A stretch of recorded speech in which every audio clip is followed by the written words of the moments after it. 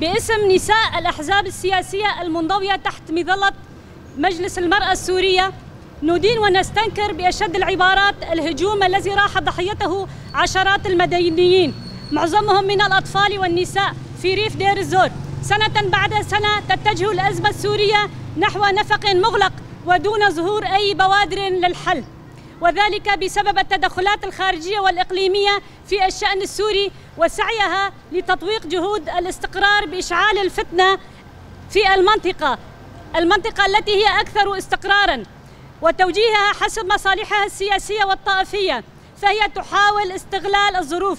وإحداث شرخ بين مكونات المنطقة واحتلالها. فهذا الهجوم الذي تم تحت عباءة عشائرية هو في الحقيقة أوامر تقوم بها أيادي خفية، وبالطبع إن كل ما يحدث أو ما تقوم به الدولة التركية هو فقط لضرب تجربة الإدارة الذاتية في شمال وشرق سوريا التي كان عمادها التعايش السلمي المشترك لمكونات المنطقة ككل،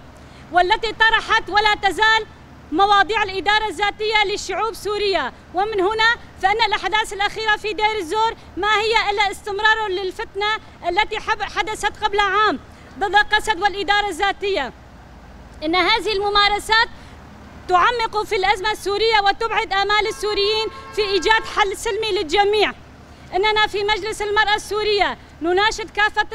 الأطراف لضبط النفس، وعلينا أن نعلم جيداً أن دولة الاحتلال التركية التي تشارك منذ أكثر من 10 سنوات في قتل الشعب السوري وتهجيرهم والعمل على التغيير الديمغرافي في المنطقة، فهي تحاول الآن خلق فتنة أهلية لضرب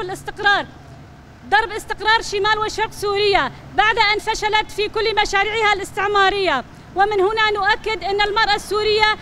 مدعوة في هذه الظروف أن تقوم بواجبها في الدفاع عن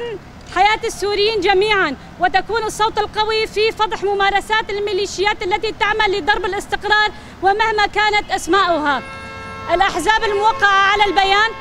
حزب الديمقراطي الكردي السوري، حزب التغيير الديمقراطي الكردستاني، حزب البناء والتطوير السوري، حزب التآخي الكردستاني، حزب الاتحاد السرياني، الهيئة الوطنية العربية، حزب المحافظين، حزب الوفاق، الاتحاد الشغيلة الكردستاني، البارتي الديمقراطي الكردستاني السوري، حزب الخضر الديمقراطي، حزب التجمع الوطني الديمقراطي الكردستاني.